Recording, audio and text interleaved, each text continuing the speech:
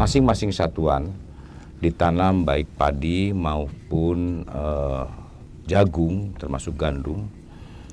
Kaitannya kami mendukung program pemerintah sesuai dengan perintah Presiden Republik Indonesia agar membantu pemerintah dalam rangka membantu mensejahterakan masyarakat.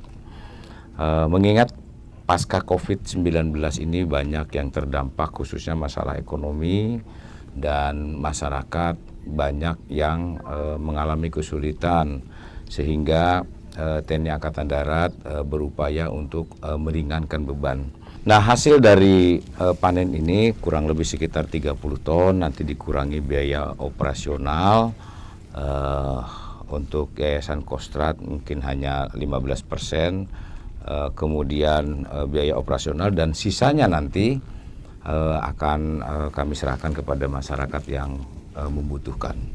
Sehingga betul-betul ini akan terrealisasi apa yang saya sampaikan bahwa TNI Angkatan Darat harus hadir di tengah-tengah kesulitan masyarakat dan harus menjadi solusi.